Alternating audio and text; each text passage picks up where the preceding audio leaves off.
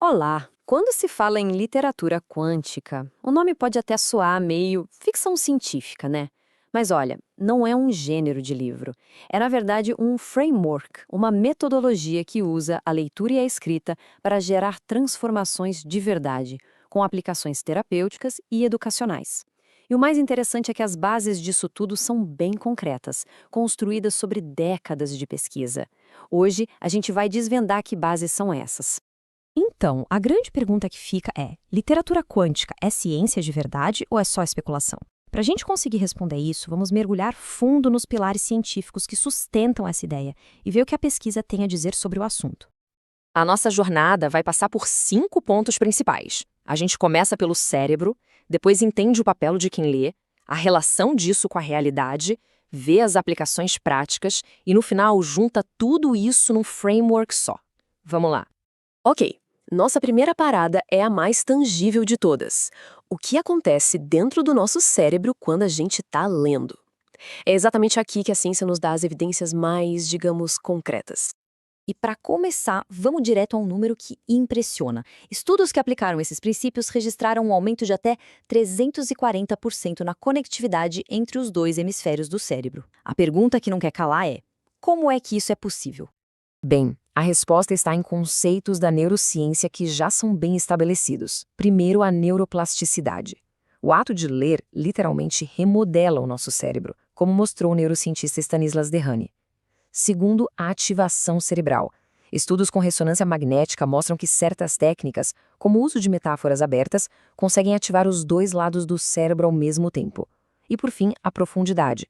O trabalho da Marianne Wolf deixa claro que a leitura profunda, aquela concentrada, cria conexões neurais muito mais ricas do que a leitura rápida e superficial que a gente faz no digital. Agora, vamos sair um pouco do cérebro físico para entrar na mecânica de como o significado é criado. É nesse ponto que a gente sai da biologia e entra um pouco na filosofia e na teoria literária, com uma ideia central: a de que quem lê é um participante ativo no processo. E essa mudança de perspectiva é fundamental. Sabe, a visão tradicional, ela nos coloca como receptores passivos, tentando só decifrar uma mensagem que já está pronta. Já a abordagem da literatura quântica enxerga o leitor como um co-criador.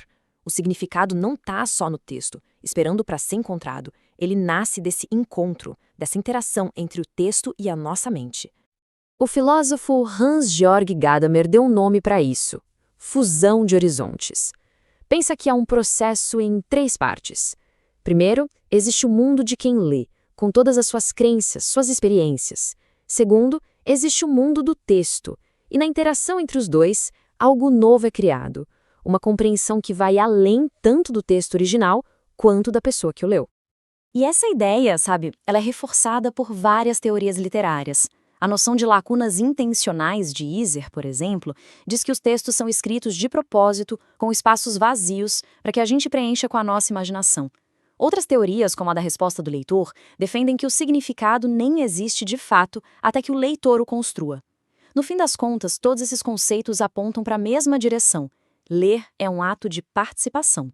Vamos agora para a camada que pode parecer mais abstrata, mas que é igualmente fundamental. É aqui que alguns princípios da física quântica são usados. E é super importante dizer, não de forma literal, mas sim como uma metáfora muito poderosa para descrever a relação entre quem lê, o texto, e a realidade que surge dessa dança. O ponto de partida é um dos conceitos mais malucos e fascinantes da física quântica, o efeito do observador. Basicamente, em um sistema quântico, o simples ato de medir ou observar algo pode mudar o estado daquilo que está sendo observado. E aí que está o paralelo. A ideia é que a consciência de quem lê assume o papel desse observador que influencia o sistema. Assim como o cientista no laboratório, a nossa atenção focada num texto não é um ato neutro passivo. E isso nos leva a um conceito chamado superposição literária. Pensa assim: antes de ser lido, um texto é como se contivesse uma infinidade de significados possíveis, todos ali ao mesmo tempo. É o ato da leitura, a nossa observação consciente, que faz com que um significado específico colapse em uma experiência única e pessoal. E o mais interessante é como essa metáfora do mundo quântico se encaixa com a fenomenologia. A ideia de um observador participante sugere que a gente não está separado do texto. A compreensão não é algo só intelectual, que acontece na cabeça. Ela é corporificada, a leitura engaja o corpo inteiro. Ativa uma consciência que vai muito além do racional.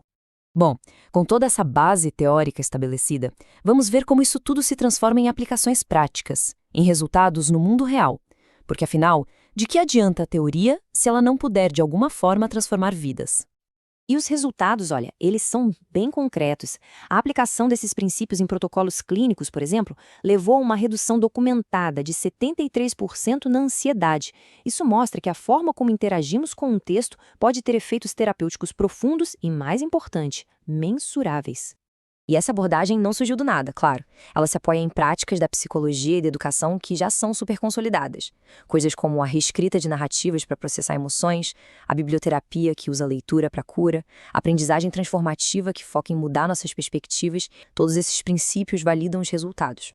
Muito bem, então vamos juntar todas as peças desse quebra-cabeça. A gente viu 4 áreas diferentes do conhecimento e agora vamos entender como elas se unem para formar uma estrutura coesa, interdisciplinar. Aqui a gente consegue ver a síntese de tudo. A neurociência nos dá a base física, o cérebro realmente muda. A hermenêutica nos dá a base filosófica, quem lê, cocria. A física quântica oferece um paradigma, uma metáfora para essa interação, e a psicologia, por sua vez, valida os resultados transformadores. Cada pilar desses é essencial para o todo. E para a gente terminar, fica uma provocação. Se a ciência está nos mostrando que o simples ato de ler pode reorganizar fisicamente as conexões do nosso cérebro, e se a gente pode co-criar significado a partir de um texto, o que mais, então, a gente seria capaz de co-criar no mundo para muito além da página de um livro? Fica aí a reflexão.